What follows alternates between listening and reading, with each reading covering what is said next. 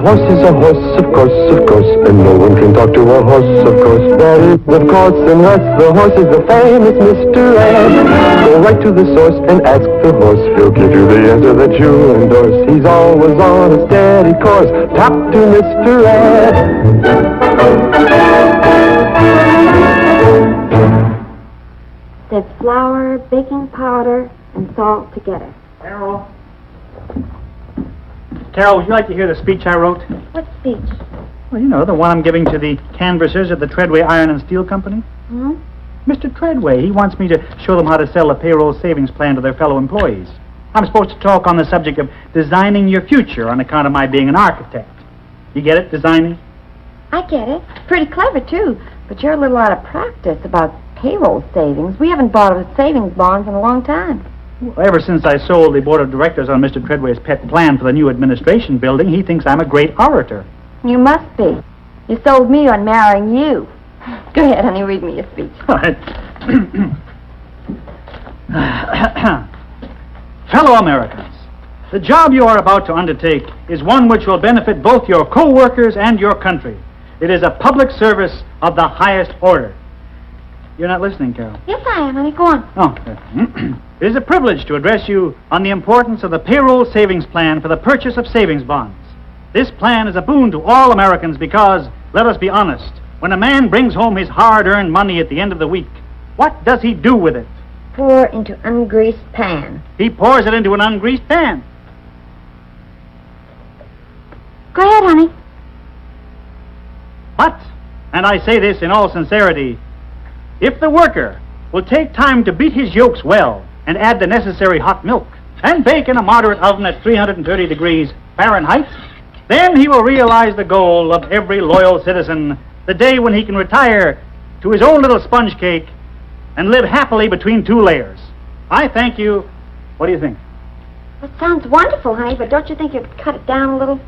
You mean make it one layer? Hmm? Well, I bet Lincoln's wife wasn't baking a sponge cake when he was trying out his Gettysburg Address on her. What? And if Mrs. Washington didn't help George out with his speech, that farewell address might never have gone beyond the two words, "Goodbye, fellas." Wilbur, what on earth are you talking about? Oh, never mind.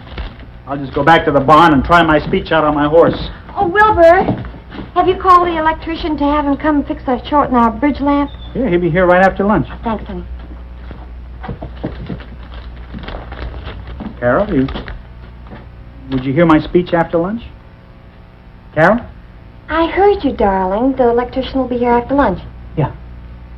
I hope your sponge cake drops, honey. Thank you, darling. You're welcome.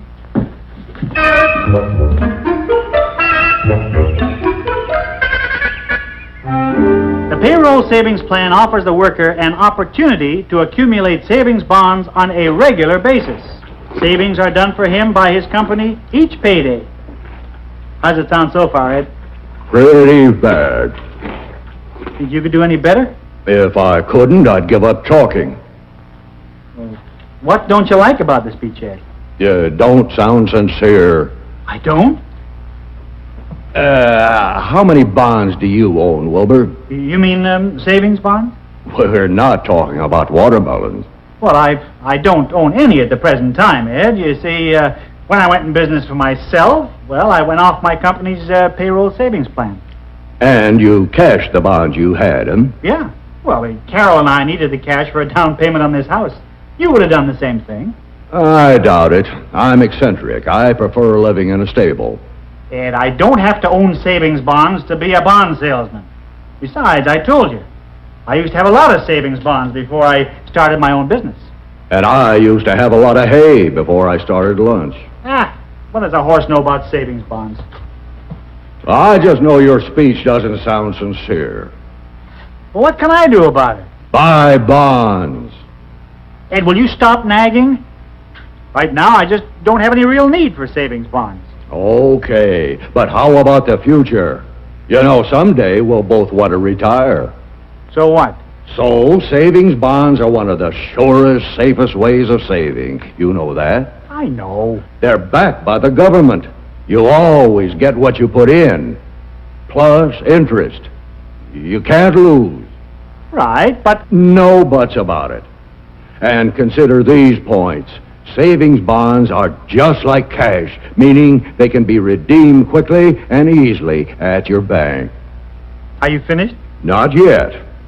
Savings bonds are also loss-proof, meaning if stolen, lost, or destroyed, your bonds are replaced by the government. Are you finished? Finally, the payroll savings plan is the most painless way of saving ever invented. You never miss those few dollars out of each paycheck because the saving is done for you before you ever see it. Now I'm finished. Nice speech, Ed. Nice speech. Well, anyway, it's sincere. How could it be when you don't have any bonds, wise guy? You mean I don't sound sincere? Of course not. You made that point to me, remember? And what's good for the boss is good for the hoss. Hey. I wonder if they sell savings bonds to horses.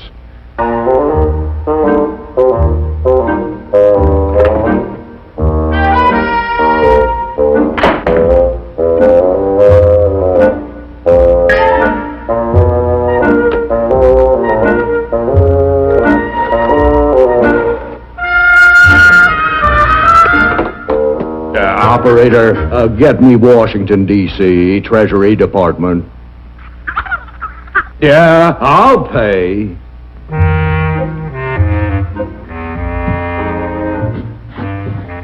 Carol, can you spare a few minutes to hear my speech? As soon as I put the cake in the oven, honey. Okay.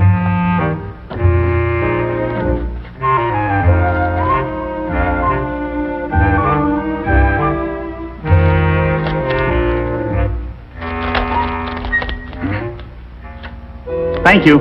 Thank you. Oh, please, not too much. You're spoiling me. No, it is too much. Thank you, thank you. Thank you, thank you. Mr. Chairman, fellow citizens, it is a privilege to address you on the subject of designing your future. Believe me, in building a family's financial plan, just as in building a skyscraper, the foundation is all important. So, when you advise your fellow workers to build that plan around United States savings bonds, you are giving them the best possible advice. Savings bonds are a solid rock of security, a launching pad for those dreams of the future. Oh, hey, that's pretty cute, Mr. Post. I like that launching pad angle. I wish I'd said it. Oh, hi, Mr. Davis. Did you fix the lamp? Oh, don't worry about that. It'll live. Hey, what's with the speech? You going on TV? Well, I'm giving a talk to the payroll savings canvassers at Treadway Iron and Steel. You know, pep them up, inspire them to be good bond salesmen. I got news for you, Mr. Post. Making a speech won't do the job. I know. I was a canvasser myself in the last drive at our shop. You know what you got to do? You got to give them the answers. You got to tell them how to meet objections. Objections? Sure, saving don't come easy to most people. They'll give you 87 excuses for not signing up. So, the canvasser's got to have 88 answers. I'll show you what. Now, look, you be the canvasser, and I'll be the guy in the job, and you try and sign me up.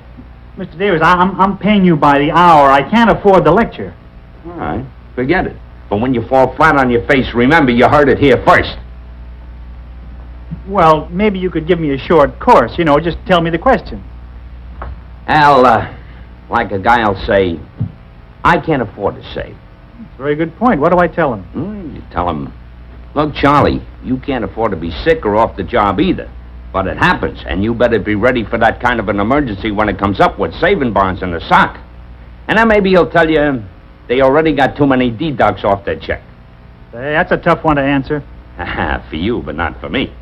I say, this is a deduct you take right home with you, only it's in the shape of a bond.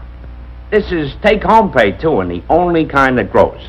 That's what I tell them. When you're canvassing, you got to be a real live wire. Well, that's easy for you. You're an electrician. Yeah. Then they'll tell you, I can save better some other ways. And I say, sure, you can save any way you want. But you'll never find an easier way than this when the saving is done for you before you even get your hands on the money. Bonds are just like cash when you need it. But if you let them lay, they'll keep growing to buy the important things you'll need someday. And not only that, but you can save on your taxes. because you don't have to pay income tax on the interest until you cash the bonds. You might even be retired by then, and you won't have much to pay. Hey, you know, that's something I didn't know. You mind if I take a few notes? I don't mind if you make a movie out of it. Mr. Post, I got a hunch that you don't know too much about payroll savings. I mean, being a big-shot architect and all, you know. I want you to know, Mr. Davis, that I was in the payroll savings plan myself for many years before I went into business on my own. I know all about it. That's why they picked me to make the speech. Yeah, well, no offense, Mr. Post, but you sound like a guy just making a speech, you know? No oomph. Oomph? Right, no oomph, like a guy that maybe isn't using the product himself. You got any bonds? Well, now, that's rather a personal question, Mr. Davis. When I discussed the matter with my horse... Oh, any horse will tell you to say... Horse?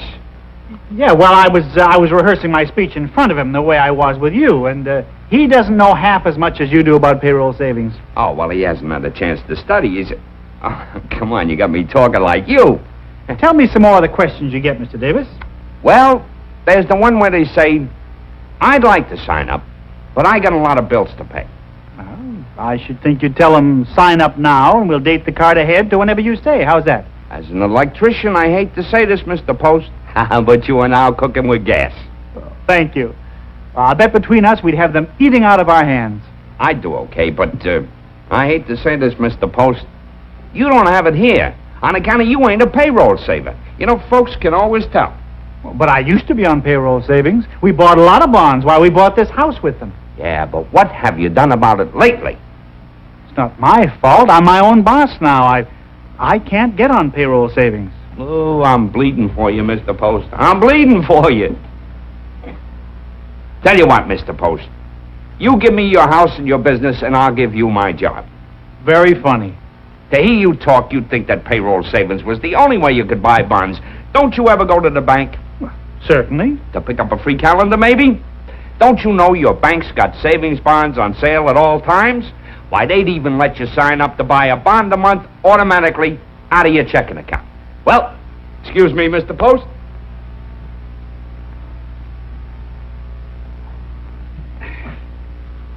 Well, let there be light.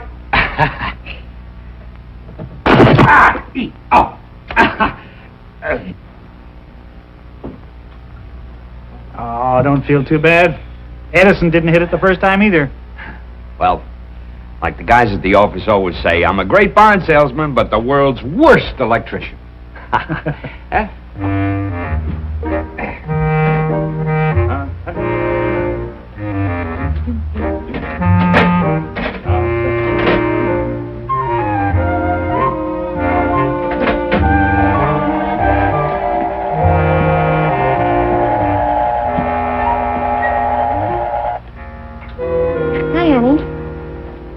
Look.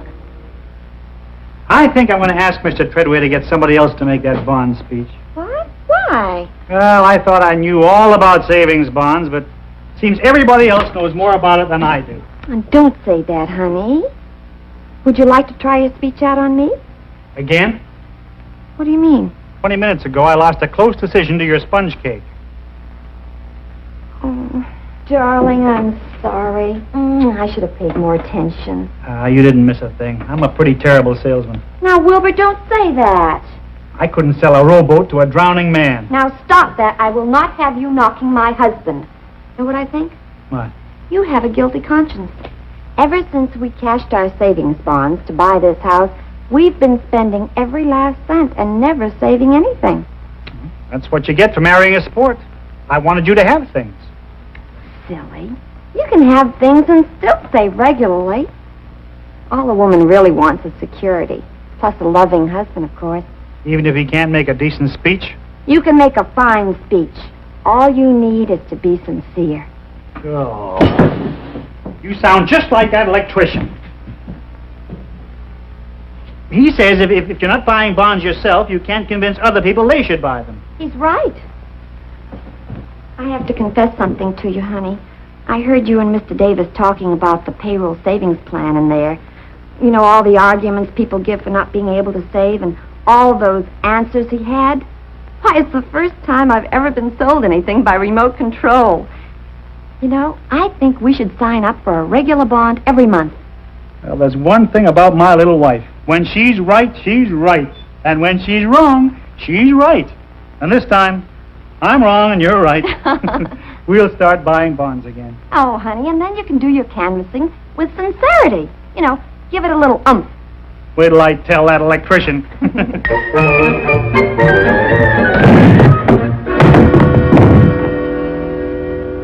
Well, I fixed the light, Mr. Post. Well, now fix my nose. Oh, I'm sorry. I smell cake. My sponge cake! Wilbur,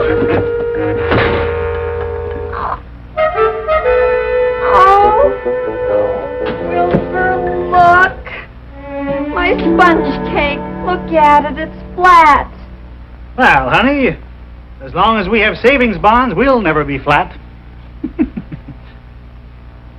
What do you mean horses can't own savings bonds? What are they, animals? You listen to me, fella. Take it easy, Ed. The nerve of that guy. Suppose we horses passed a law that people couldn't ride horses. Ed, listen to me. Horses can't own savings bonds. A cat I could understand. Relax, Ed. Carol and I are going to be buying savings bonds regularly through our bank. And as a member of the family, you will be sharing in the pride of ownership. You feel better now? Yes, sir. But you can't blame me for feeling hurt, Wilbur. After all, horses are human, too. Friends, I hope you enjoyed our special Mr. Ed story for United States Savings Bonds half as much as we enjoyed doing it for you. But now for a minute, I'd like to be myself, Allan Young, to thank you on behalf of the Treasury Department for the important work you are doing as canvassers for the Payroll Savings Plan. And let me remind you that the service you are performing for your co-workers is one they will never forget. We all have a way of remembering the nice things in our lives and the people who were associated with them. Maybe signing somebody up for payroll savings is not quite the same as performing a marriage ceremony or delivering a young couple's first baby, but just the same, learning to save is an important milestone in any family's life. And every payday, as their bonds keep piling up, the people you signed up will feel grateful all over again. Your country is grateful too, because savings bonds are good for America, an investment in our free way of life. So for everyone in our cast, Connie Hines, who plays the part of Carol, George O'Hanlon, who as Mr. Davis was the electrician and super bond salesman, and of course, Mr. Ed, who has authorized me to speak for him. Thanks again, and good luck.